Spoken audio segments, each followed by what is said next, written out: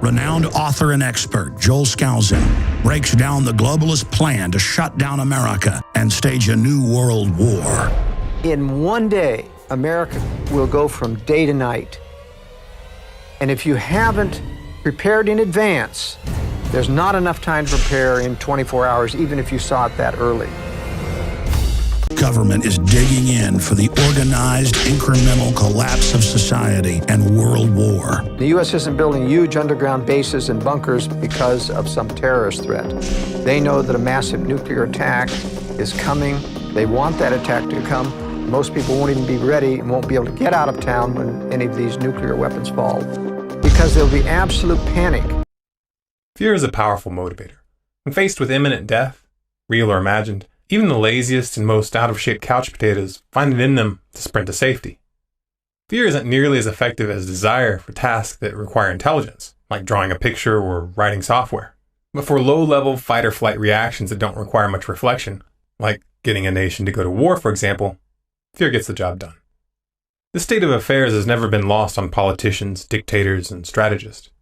They understand that the public, like a flock of sheep, is often easier to corral in a given direction by having a menacing dog nip at their heels than by trying to sell them on visions of wonderful green grass waiting for them on the other side of the hill, especially when there clearly is no green grass on the other side of the hill.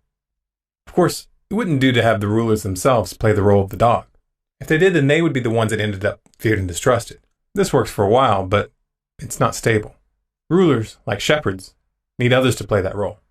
They need boogeymen, terrifying enemies lurking in the shadows, right next door or in a distant land, so that the rulers can play the role of the valiant protector, the mommy and daddy that you never outgrow. Don't worry, you don't need to think.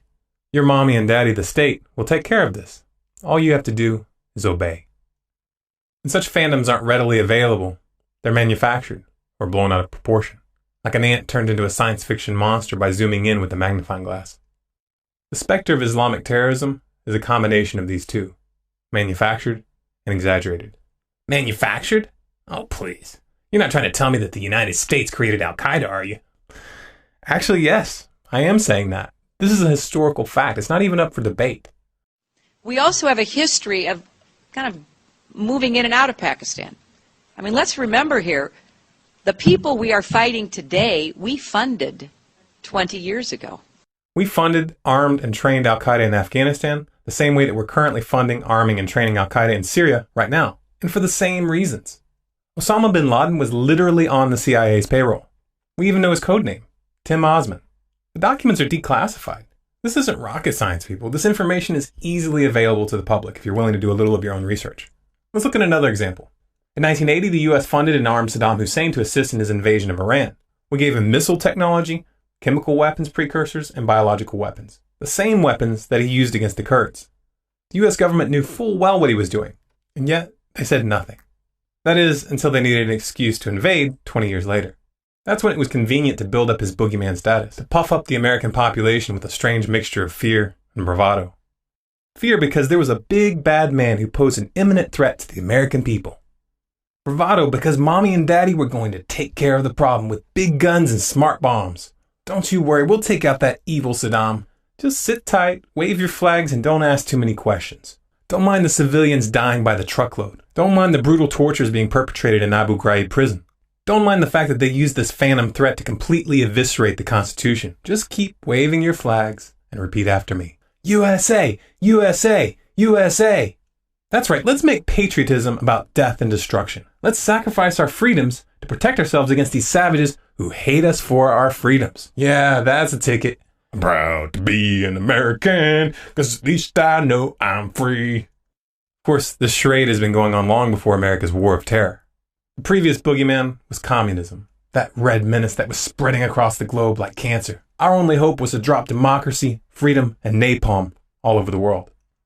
When a good excuse to open up a can of democracy on someone didn't exist, we just made one up. The Gulf of Tonkin incident, for example.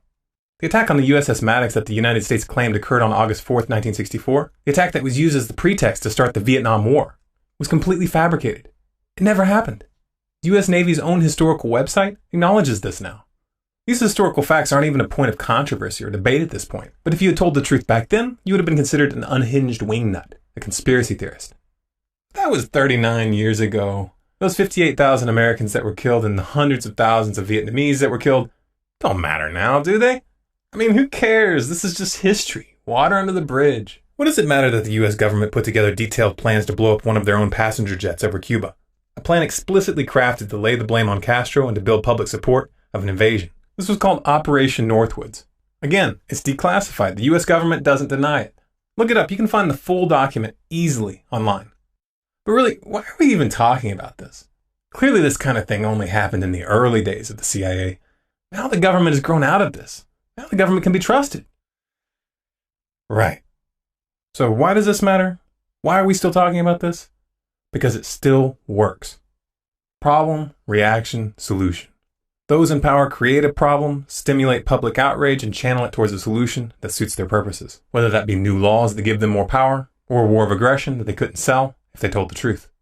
They keep pulling the same trick on you over and over again, like a school bully, tricking a mentally disabled kid out of his lunch money. They'll keep at it as long as you let them, until you wake up, until you start to see the pattern and the fog lifts from your brain. Better wake up quickly though, because these psychopaths, these so-called powers that be, are building up to something big. I can't tell you what that event will be, and I can't tell you when it's going to happen. But I can tell you what they're going to use it for. To expand the wars and to take away more of your freedoms.